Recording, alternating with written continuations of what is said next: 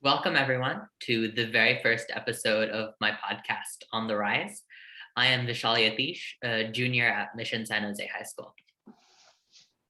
What drives successful people? What does passion truly mean, and how does one find it? This is what we're going to find out together. On the Rise features top-tier founders and innovators to talk about their journeys and motivations, to help inspire the next generation of leaders. Today, we're joined by Ayush Jaiswal, CEO of Pesto Tech, which provides training to software engineers to allow them to advance their programming skills and pursue greater opportunities remotely. Hi, Ayush. Thanks again for joining us today. Let's Hey, dive Vishal. right in. We'd love to hear more about you and your startup. Oh, 100%. Thanks for hosting me, Vishal. You're doing a great job here.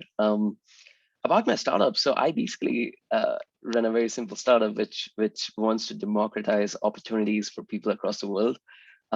We believe that remote work is the future, and we've been doing that since 2017 or 18, where we have been excited about the whole concept of people being able to work for companies across the world, from anywhere and really compete at the global stage. So we take software developers in India and help them ramp up and be at the same level as software developers in Silicon Valley.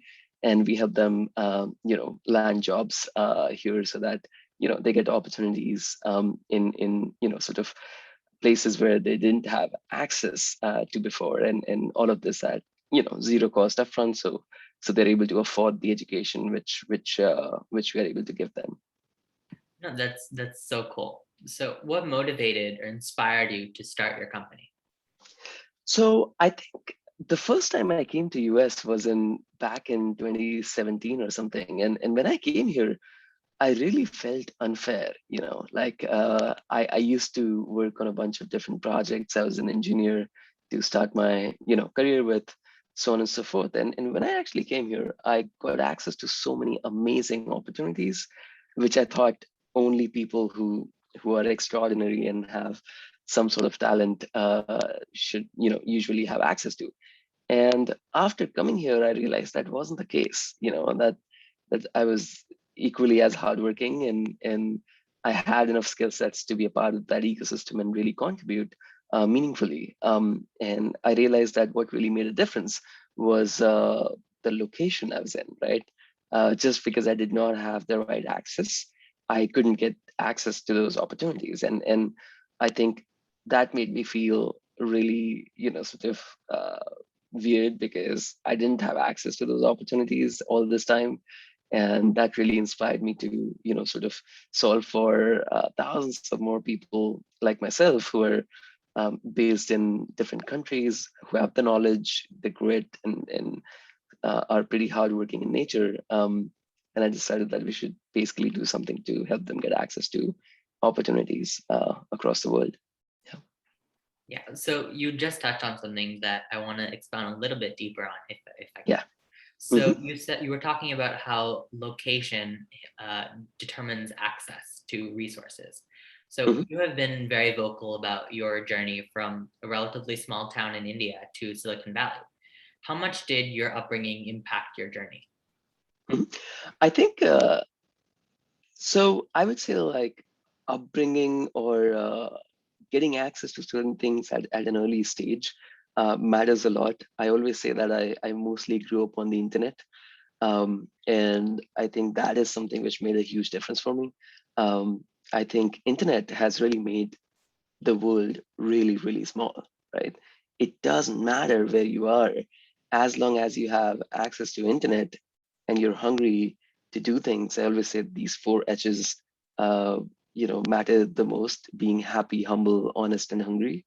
And as long as you have these four H's, you will always find ways to hustle your way to anything which you want to do.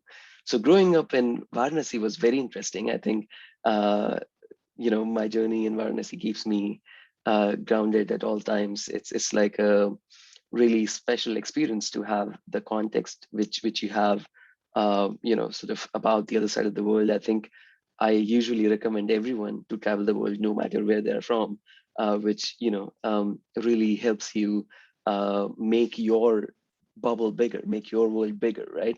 Like your world is only as big as the world you have experienced. So yeah, I think that really, let's say, set me up for a lot bigger, sort of ambition, because growing up in Varanasi, I had access to internet, which, always made me curious about how big can this get? Like, what else is out there? What else is out there? And I think like that inspired some sort of hunger, which just made me curious in general, because of which I just constantly want to explore more. In short, yeah. So it was definitely an experience, interesting experience, which I look back on. Yeah. So once you had your inspiration, your idea, how did you take it to execution? Like, what skills did you need to develop to execute your vision? I think when you're trying to build anything, really, like when you're a creator, there are two kinds of people, right? Like in the world, people who are creators and who are followers, right? If you're a creator, you want to do things from scratch. I think behind every company, there is this one mad founder who really is passionate about what they are trying to do. And that passion really fuels everything else, you know. Every skill set which you need, um, just comes along as you go, right? But I think having that drive, having that passion, having that association with a particular problem which you need is something which really builds companies, right? Like your energy, which you have constantly, which kind of like drives you and really rubs on your team, matters the most. Skills, I think you just build up along the way, right? I'm pretty sure that there are so many unknowns for me right now, which are needed for me to be able to build this company. That the number of unknowns is just staggering, and I think it will always remain the case. That the question is, can you grow with the company? Can you evolve? Can you iterate? Can you adopt? Right? As long as you have all those things, I think you just keep adopting to newer things and keep picking up new skills. So speaking of like growing and iterating, so what are some Mhm. of the roadblocks and challenges that you faced as a founder? And how did you maintain confidence in your product through those challenges? Uh, Confidence and your passion are two different things. You get confidence when you get success. Like I always believe that growth at a startup solves most of the problems, 90% of the problems which a startup could potentially face, right? So when you get growth, that builds your confidence, right? And that builds the confidence in your team as well. So that's about something which works, right? But I think at the earlier stages, um, it is less about your confidence about building something that you're confident that this should work and this will work, so on and so forth. It is more about you just being curious about something and having the passion to relate with a certain problem which you're trying to solve, and you just going after solving that problem, right? So I think that kind of like I realized matters a lot more. In terms of roadblocks, I think in the beginning, as I said earlier, there are just too many unknowns for you when you start off as a founder. I highly recommend, I call the Silicon Valley stack.